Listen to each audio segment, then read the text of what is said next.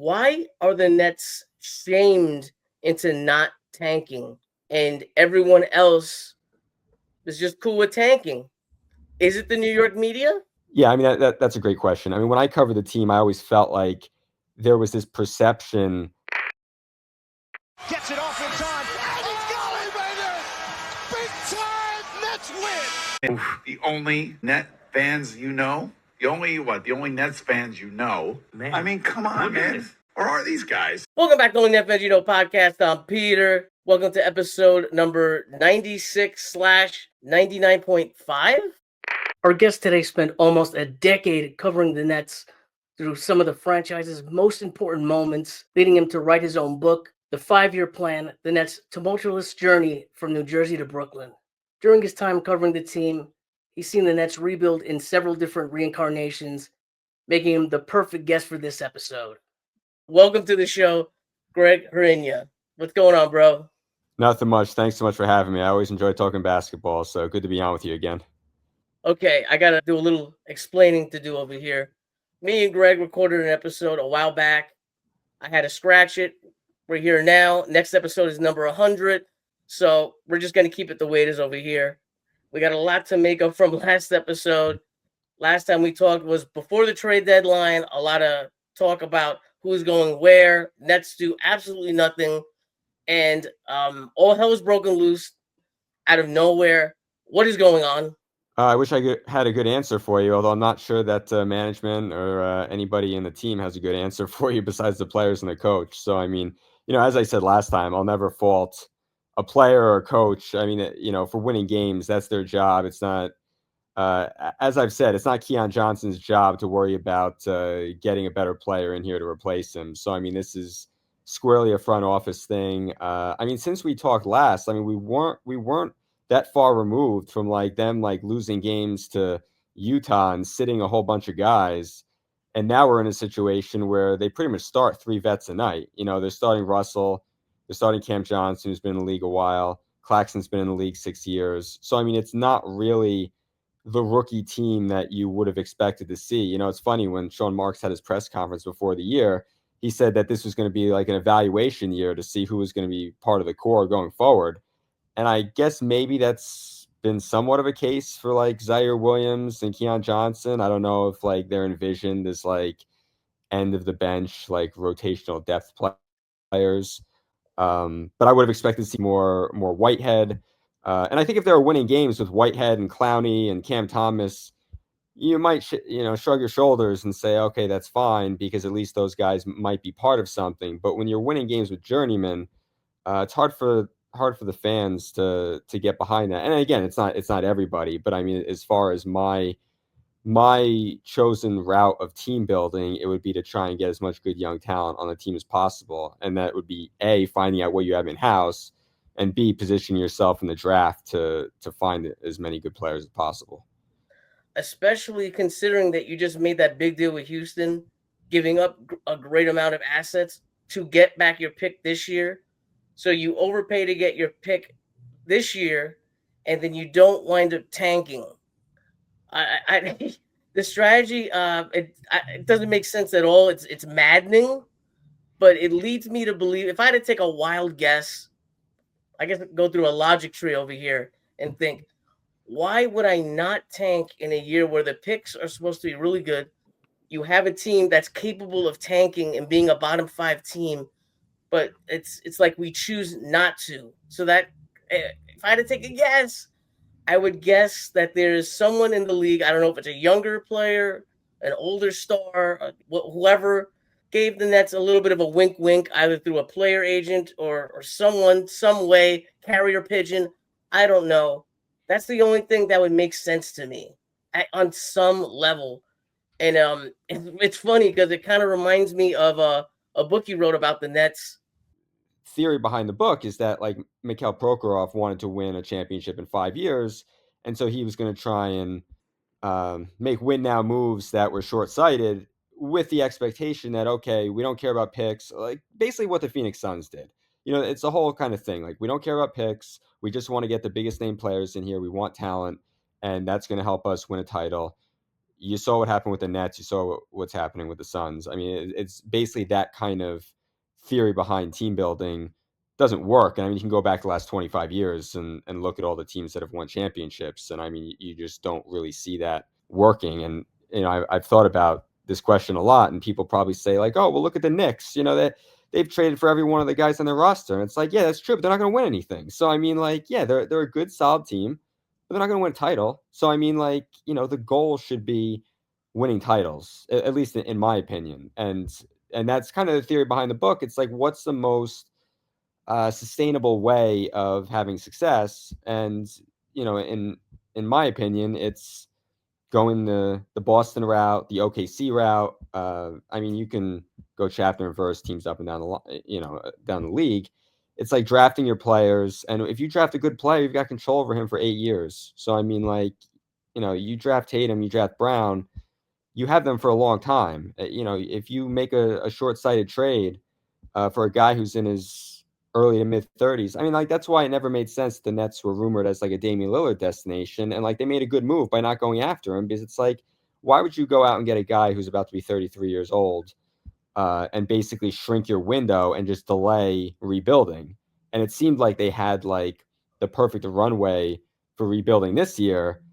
To your question earlier, like, it really doesn't seem like they have a plan. So, and I think that's what frustrates fans the most. It's like, you get to the trade deadline. When we talked last, we hadn't gotten to the trade deadline, and we were willing to see what Sean Marks was going to do and say, okay, like, we'll give him the benefit of the doubt. Maybe he trades Cam Johnson. Maybe he trades Claxton. And again, I'm not even necessarily saying that he had to do that, but then don't trot them out there every game. I mean, if anything, they have tried harder to get guys on the floor this year when it makes no sense to. You know, the day after the Super Bowl, starting D'Angelo Russell when he was questionable with an illness, starting Nick Claxton 2 nights later when he had a sore ankle. It's like, when they had KD and Kyrie, they would go out of their way to sit guys, making sure they got them through the season. Now you'll see like Cam Johnson limping like late in the fourth quarter of games, and it's like, oh, we're going to keep pushing him out there. And to me, I'm agreeing with you 100%. Like, why go and make that trade with Phoenix if you're going to go all in on trying to win games? Yeah, I'm going to give you some pushback here. I'm definitely 100% pro tank. Don't get me wrong. Especially timeline-wise, it works. Salary cap-wise, it's probably the most beneficial. But the two examples you used, I don't think are the best. And I'm going to tell you why. With Boston and OKC, their quote-unquote like tank was kind of spurred on by big trades, right? Point is, I don't think those are the best examples. I think you get better examples. I hate when people say, oh, just because you're tanking, it doesn't mean you're going to get the best player. They're right. The point of tanking is that you're getting yourself in the best position to get the best player. Nothing is guaranteed. Teams can't win NBA championships with tanking, without tanking. It's extremely hard to win. And there's no one magical season of losing that'll change everything. Now, can you get lucky and get like a Wembley? It's all about chance. It's definitely all about chance. If you want to add on something on that, go ahead. Yeah, so I mean, just defending the examples that I used, I mean, both Brown and Tatum were taken with top 5 picks. So I mean, regardless of how they got them, they knew that when they traded Pierce and Garnett, and Jason Terry, that they were going to take a step back. Like, they probably weren't going to win a title that next year. Like, they were willing to go backwards before they could go forwards. Now, of course, they had to find a gullible team that was willing to make that deal with them. So they didn't have to embrace a full tank because they inherited those picks.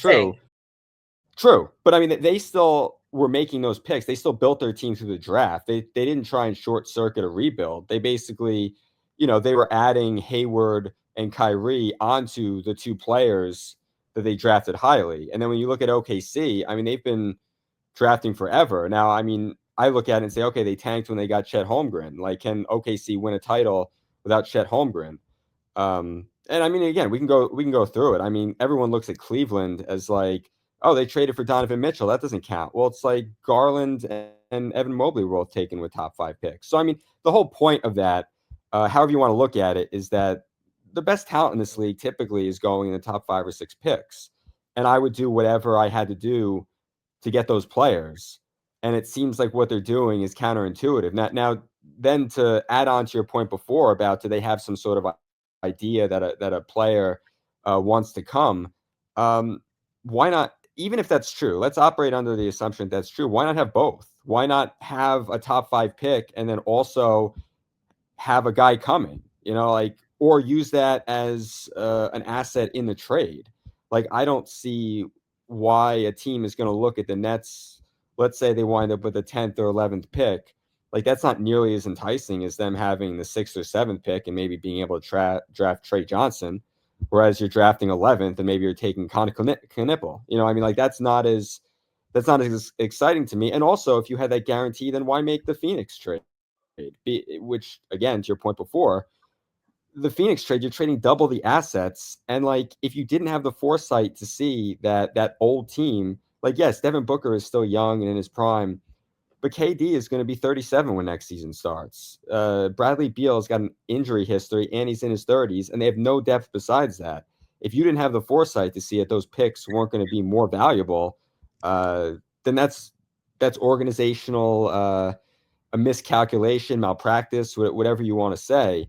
I feel like if you're going to trade for your own picks back, those picks are only valuable if you're tanking with them and if you're using them to get the best possible player available. And the thing that's a shame is that, like, I watched a lot of Rutgers this year, and like, you see Dylan Harper play, and it's like, I don't know how much more of this I can watch, because it's like there are teams out there that are doing everything they can to try and get this. I mean, he could play tonight in an NBA game. Like, you could slot him in on either one of these rosters, Nets, Washington, and he'd be one of the better players on the floor. So, I mean, like, even as, 2 months into his college season, 3 months into his college season. So, I mean, like, you see these players, and it's like, okay, well, even if you had a guarantee that John Morant wanted to come, or Zion wanted to come, or Giannis wanted to come, name your player, wouldn't it still make sense to have a better pick this year, whether to supplement that player or to use in trade? Like, devaluing your asset doesn't really make much sense. And it's like, okay, so let's play this out. Let's say that Giannis wanted to come here, and this is something that I've never understood. Like, if you see a lot of trades now, there are other players going back in deals. If we look at like the AD and the Luka trade, I mean, you can say whatever you want about that trade, but like, that's the only time that like two players who were, the previous season on all NBA teams have been traded for each other. So, I mean, Dallas wanted a guy who was capable of playing right away. They didn't want like 8 draft picks or 9 draft picks. They wanted to put a guy on the floor now. So, I mean, like, if you're playing this scenario out, I don't think the Nets have players that Milwaukee would want. So it'd be purely acquiring picks and then absorbing Giannis in the cap space, which they have a ton of, which is fine. But like, okay, if then Milwaukee, if they aren't taking players back, they're going to say, we want 8 picks. You got Bridges for 5. We've got a 2-time MVP, a champion, our prodigal son of Milwaukee. We're not giving him away for less than you got for Bridges. And then if you make that trade, then you've got no players to fill out the rest of your roster. So, I mean, like, to me, that doesn't make sense. If you look around the league, like teams where it does make sense, like a team like Houston, like they've got a lot of young players, and they've got now the Phoenix draft that the Nets traded them. Like, they've got players that they could trade that might be enticing to a team like Milwaukee. So, I mean, like, I'm just looking at it and saying, like, you also have to have another team, another general manager agree to that trade. I mean, Jimmy Butler wanted to go to Phoenix. Damian Lillard wanted to go to Miami. Their agents did everything they could to get them to those places. But ultimately, the general managers didn't want to play ball, and they ultimately sent them where they thought that they could get the best package. So, I mean, even if they had like a wink agreement, I still don't know that means anything at the end of the day, because ultimately general managers are going to do what's in their best interests. And if they're looking for players, you're not going to get that in the Nets deal. It's going to have to be solely pick driven. And then also back to the Houston deal with the Phoenix picks, like, now you've then traded double the assets that had supreme value versus your own picks, which could be like, late lottery, early 15, 16, 17, that kind of pick. That's not as valuable if you're trading for a star player. So, I mean, like, there's a lot of that doesn't make sense to me. Like, when they got Kyrie and KD, they were just able to sign them outright. You need you need 2 people to turn their key in the ignition. I mean, it's not as if they can just say to Kyrie and KD, let's sell you on this. Like, you have to give up assets to get these players. So, I mean, like, that's where I think this gets a little it's a little different than when they went out and got KD and Kyrie. And also the landscape of the NBA has totally changed, where free agency is just not what it used to be. Guys pretty much sign their deals and then they're traded because they want to get the max amount of money coming to them and they don't want to risk playing out a year and heading into free agency. All right, so you just gave me a lot to think about. You made a lot of points, so I'm going to try to run through my notes very, very quickly. The thing with the stars or star, I would imagine this is not something that happened last offseason. I would imagine it happened this season. Maybe a star that's on a team that was supposed to be winning is losing, or someone who's just tired of losing. I don't know. This is all hypothetical, of course, right? I have no idea. I didn't know Luka was going to be available, and all of a sudden he's a Laker. Who knows who's going to be available tomorrow? Nobody really knows, right? So that's, well, I'm going to leave that over there. I thought you made a great point on why not get both, right? Why not get the star and continue tanking now? I think that's the only flaw in my, in my logic in this. And by the way, I do have to say, this is not how I actually think. I'm just trying to make it almost like an excuse for Sean Marks, because I'm going through all the, all the paths in my head, and that's the one that kind of makes the most sense, because anything else just seems like ridiculous. So I would say you want to win now, because you probably don't want one star coming by himself. So you might have to push a little bit to get the second star to join that first star. That would be the only argument that I could make. I personally would rather have the pick. That's the only thing I could kind of throw out there. The thing that kind of grinds my gears a little bit is the whole Phoenix Suns trade. You can go to my Twitter. I hated the trade. I was very happy we got our picks back, but I was like, oh my God, they spanked our asses. Like we paid a nice, we paid a nice dime for that pick and next year's pick. But for the people that are saying, how could we not know that the Suns were going to be bad this year?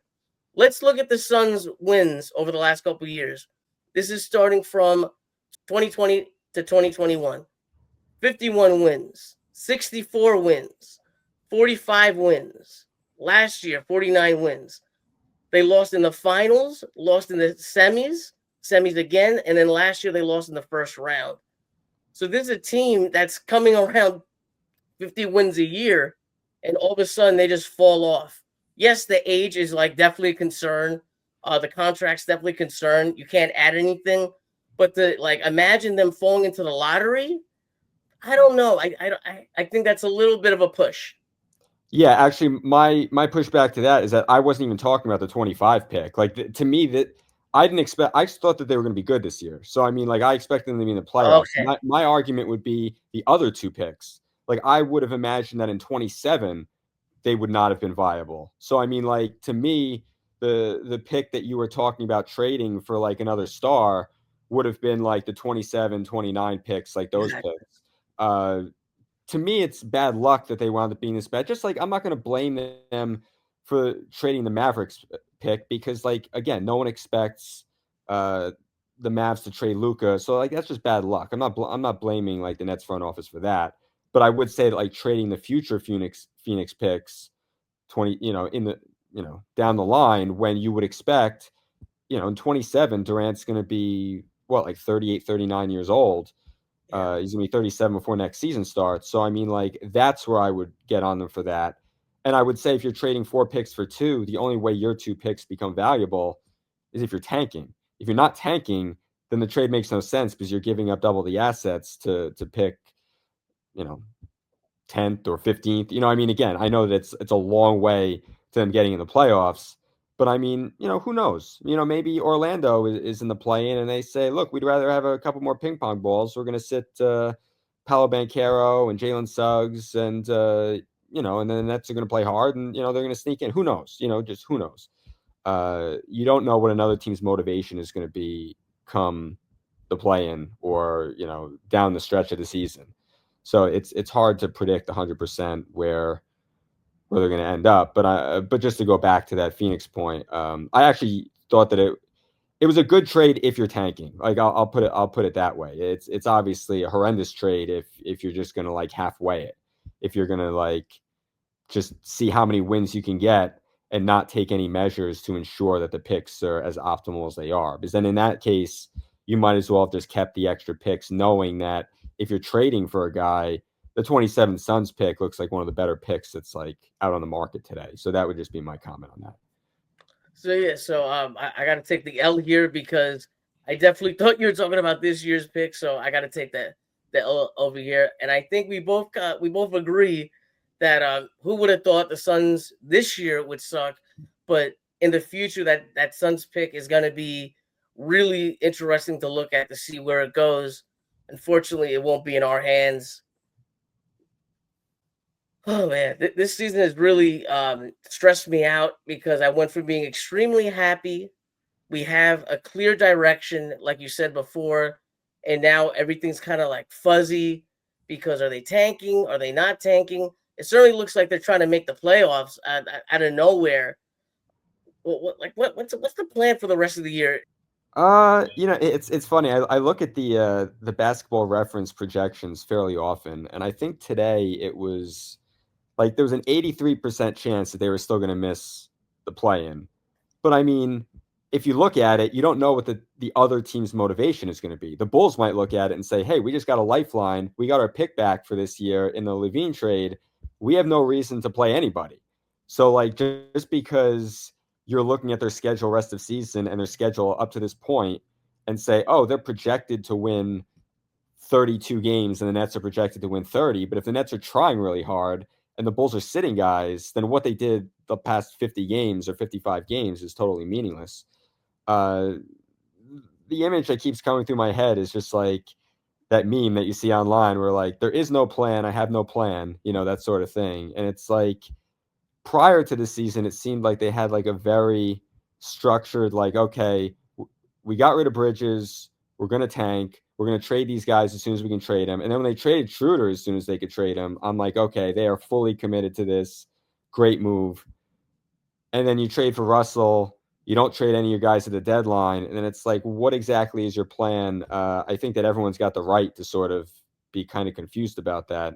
And I should also note that people will say like, oh, Mark should talk to the media. He should do this. He should do that. Like GMs lie all the time. So, I mean, like, you're not going to get an honest answer out of them. So, I mean, like, and that's not Mark's, that's everybody. Their job is to not be truthful. I mean, like Rob Pelinka, when he was talking to Nico Harrison, was basically down, giving all the reasons that Nico gave to the public by saying, oh, well, Luka's not in shape. He's got a bad diet. He's got a bad attitude. He's got an entourage. So why are we going to give up all these assets for a guy that you don't even want? To give $350 million to. It's just a GM's job. It's in their nature to lie. So, I mean, like, I don't necessarily need to hear from any of these people because they're not going to tell you the truth. I mean, there was a report. Yeah. Greg, player A, he's just extremely lazy. That's a great question, Greg. He's extremely lazy. He's fat and he drinks too much after practice. So, there's not much we can do about player A. Next question. No. Exactly. I mean, like, every GM is going to give the answer that's most beneficial to them in their future going forward. I mean, I saw a report the other day that was like, oh, this is all Joe Tsai. He doesn't want to lose ticket revenue. Like he doesn't believe in tanking, doesn't think you can do it in New York. Marks is totally on board. And I'm like, I don't know if I believe that. Like, I don't know if I believe that report because like I heard Tsai at a conference before the season talking about sustainable winning and building a culture that is sustainable for years. Well, drafting 12th or 10th or whatever, and then trading future assets to get a disgruntled player elsewhere, like that's not really a sustainable winning. So, I mean, like, I don't, for all I know, that could just be damage control for Marks and maybe Joe Tsai saying, look, I know it looks bad, just blame me. And, that whole thing. So, I mean, like, again. Can I cut over it? Can I cut in for a second, Greg? Yeah, absolutely. It's funny you brought that up because I've heard the same thing. But what people are messing up is that apparently Joe Tsai is concerned about like season ticket holders and stuff like that, especially after the years that we were having. But he's not going to trade, ticket sales for one season to possibly, lose the Cooper flag. You know what I mean? There's levels to it, and people are kind of running with the narrative a little bit too much. Yeah, and I mean, I think that most season ticket holders, I mean, they should look at it and say, we're not asking you to be bad for 5 or 10 years. We're saying, give us a bad 6 months. We're going to get 4 great players or 5 great players. It's a deep draft.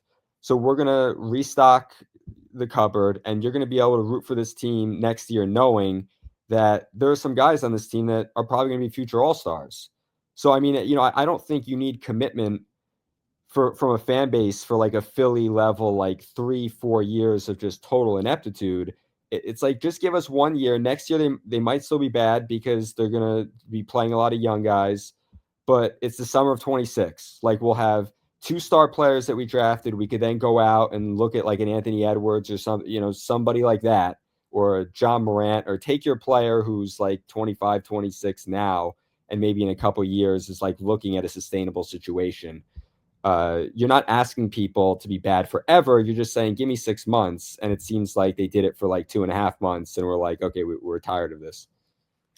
I feel like we kind of skipped the line in this way because we have a Cam Thomas in my mind. It feels, and the way that the roster's built and Jordy, it feels like we're looking at a team in the second year of a rebuild in my mind, rather than like in year one.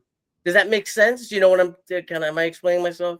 No, I do understand what you're saying, but I think the goal of last year's team was to be in the playoffs. Like, it was to be with Bridges and Cam Absolutely. Thomas and Cam Johnson and Claxton and Finney Smith. Like, their goal wasn't to be a tanking team. So they weren't selling any season ticket holders on, we're taking this year off, we expect to be bad. Like, last year was a disappointment for them. Like, I think that they wanted to continue building on that core. And it wasn't until they realized, oh, we're kind of stuck here. And to be honest, maybe they continue on that path if the Knicks don't offer an egregious package for Mikal Bridges. And again, 2 things can be true. Mikal Bridges can be a really good player and you overpaid. Like, those 2 things can happen at the same time. But I mean, maybe if the Knicks offered 3 first-round picks, then the Nets say no, and then they're still in the same situation where they still have Finney Smith and they still have Schroeder, or whomever. So I mean, it's hard to say how they would have played it out if they hadn't sort of been backed in that corner where they got an offer they couldn't refuse. And also, like, Marks, he wanted Budenholzer as his first choice, and then Kevin Young was his second choice. Fernandez was his third choice. So I mean, like, and look, Kevin Young might have been a phenomenal coach. No one knows. But I mean, if they had continued on that path and hired Budenholzer and kept Bridges and maybe used some of those picks to acquire talent elsewhere, the conversation would be totally different right now. So, I feel like they put themselves in position to have like a really good future. And I think the frustrating thing for fans is like, again, just give us 6 months of being bad. And then, we're going to have a great draft. We're going to have a homegrown star that you can root for. I mean, remember all those years with the Yankees when like it was all about like the homegrown Yankees and how important it was to have like the Bernie Williams of the world and the Posadas of the world. It's like they were the guys, the Derek Jeters, the guys that you built the whole thing with. This is a good chance for that. I wouldn't want to see them trade all those picks, so that they can go out and acquire, let's say at least if they acquired Zion, I mean, he's 25 years old, at least he's not old, but it's like, you didn't trade for Damian Lillard because he was old. Don't now, 2 years later, when you've got less of a supporting foundation, trade for someone just as old. So that would be my take on it. And the point I was making before was not about like season ticket holders, but like in general was what I was talking about. But I see what you said. I think the cost to move up in this draft, you're going to wind up paying double than you would pay in like another draft. You think they're going to keep all those picks? I don't think they're going to keep all those picks. They got to trade at least one. If they don't trade one of those picks to get into like, I don't know, another pick in 2026 or 2027, I think that's a mistake. I agree, and a couple points to what you mentioned before. Like, starting out, I completely agree. Like, there's a lot of moving parts. You don't know who's going to be available. Getting another star is costly.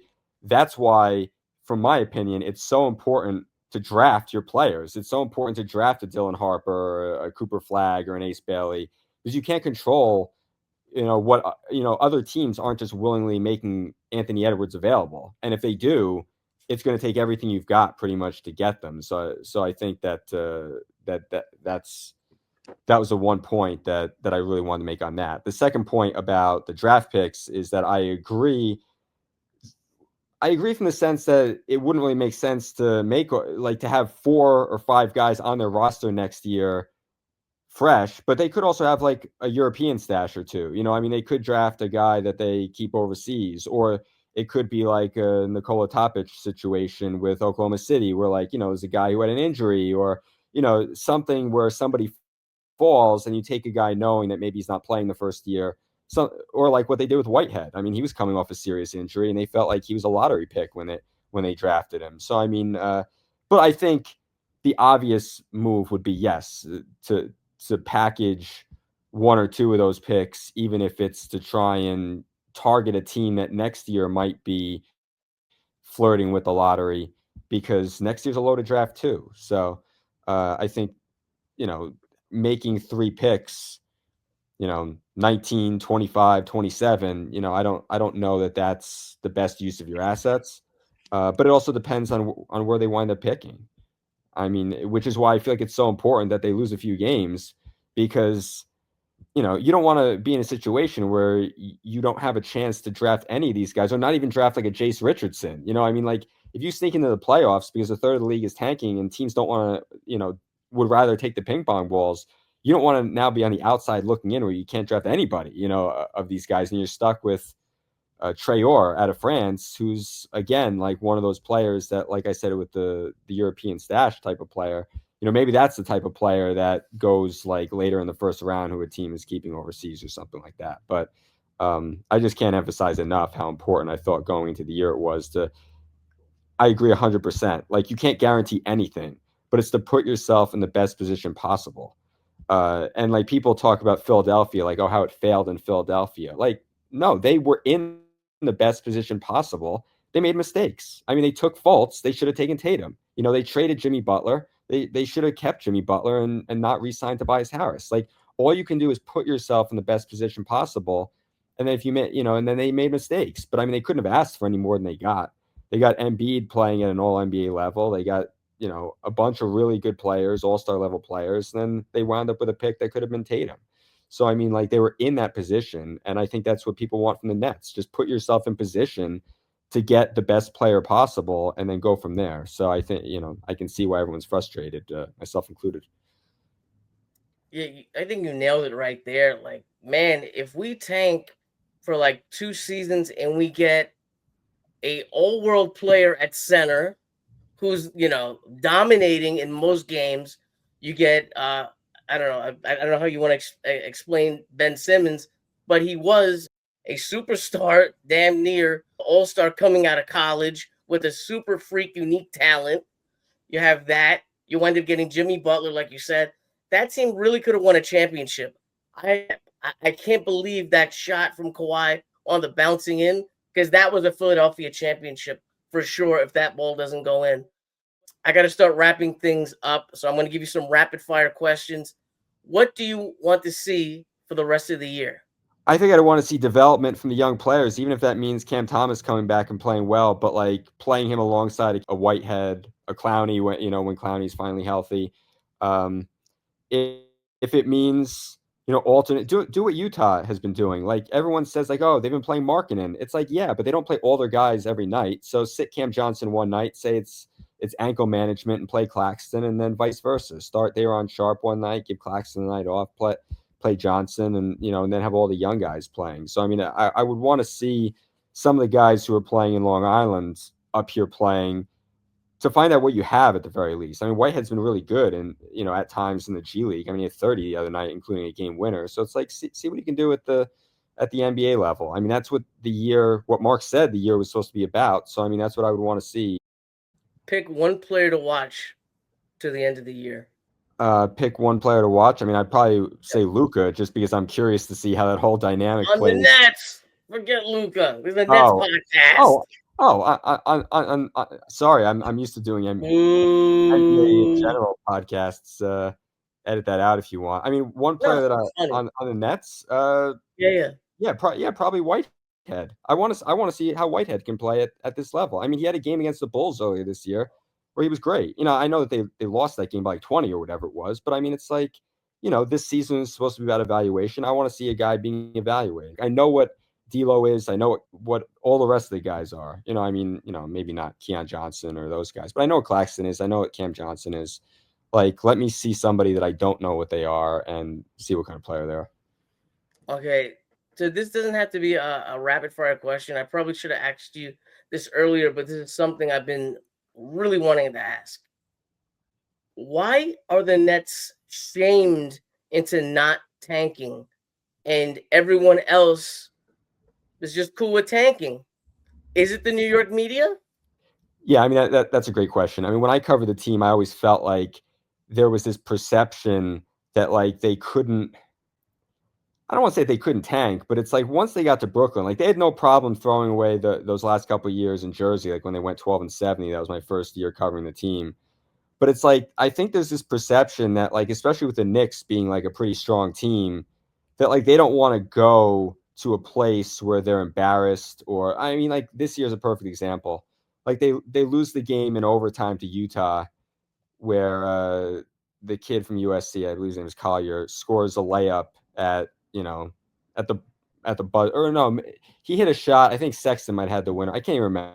It's all good. We get But it. they lose that game by they lose that game by a point, and in the next game they're playing Portland, and they play every one of their guys. I mean, it's like, you could almost see that, like, there was an embarrassment to that loss, and just like when they lost to the Clippers by like 60. I mean, it's like, I think that they look at it and it's like, we want to lose, but we don't want to be embarrassed while doing it. And so I think they don't want to be embarrassed. And, part of it's probably, to what I said before about the report that Sy doesn't believe in that. And I don't know that that's him, but it could be anyone in the organization that's got a hand in making decisions. But I always feel like they've been very perception conscious, which, again, you look at the Spurs, like, they didn't have to answer for tanking when they got Duncan and they sat Robinson for like that entire year with an injury. They didn't have to, defend themselves when they had the second worst record in the league and they had the second best lottery odds and they got Wembanyama. Like, they don't have to apologize for that because no one's going to remember it. If the Nets tank and get Cooper Flagg or Dylan Harper or Ace Bailey, no one is going to remember that they threw away 3 or 4 months of a season. They're going to remember the 10 years with those players. So, I mean, like, and to be honest, I think a lot of fans are on board with that. I mean, I know people will say, oh, the arena's full and people are cheering. It's like, look, tickets sold does not equate to fandom. I mean, there's a whole number of reasons for that. I mean, you might have, like when Sacramento fans were chanting "Light the Beam" in the arena, you might have a lot of fans from the other team. You might have tourists, at the game. I mean, it's winter in New York and the Knicks are a hard ticket to get, So, I mean, like, there could be any number of reasons why, I mean, I travel for work and, I've been to Braves games, Cleveland Guardians games, Diamondbacks games throughout the years in baseball. And, like, I'm not a fan of any of those teams. So when you go to the game, you cheer for them because it's like it's the summer, there's nothing going on, and it's just natural to cheer for them. So I wouldn't equate, like, the fan base jumping, the fans at the game jumping up and down and cheering as, like, see, the fans want us to win. I think the vast majority of fans, even if they're rooting for them in that given game because they spent money to go to that one game this year, realize that the better path forward is through tanking. So I don't really have a good answer to that other than I think that they're very perception conscious. That's just probably as good as you're going to get because I have no idea. I think it's a combination of the media and you have a head coach who really gives a fuck. And that I think that's a scary combination if you want your team to tank. I got to ask you this question. What is your favorite Nets jersey of all time? Any era? Okay, so that's an easy one. Yeah, Dr. J from the old school Nets jerseys. So that would be my go-to. Good, great answer. All right, we held you for a very long time, so let's get some plugs in there. Let's get the book. Let's get everything. Let's go. Yeah, 10-year anniversary for the book, the 5-year plan. That's tumultuous journey from New Jersey to Brooklyn. Basically about everything that went on as they were preparing to leave Jersey, head over to Brooklyn. How they tried to short circuit what should have been a rebuild to sell tickets, and what happened, and the way that it played out. So even though it's the 10-year anniversary, I feel like it's always always relevant. Like I said earlier, whether you want to look at Phoenix or any team that the Knicks, I mean, like, again, the Knicks will make the playoffs, but like, I don't think that that's like, a surefire way to win a championship. So, I mean, you look at all the good teams the past 25 years, they've drafted, at least one foundational piece of their puzzle that's helped them win a title. So, I think that it's still relevant today. And, all we can do now is see how the chips fall for the next couple of months as far as what happens with the Nets these next few months until we get to the end of the season mid-April. Big respect for doing this again. Check me out on Twitter at NetFriends. You watch it on YouTube, obviously. So subscribe, like if you enjoyed the podcast. Have a great day. Have a great night. And let's go Nets. We're out. Thanks for having me. I appreciate it.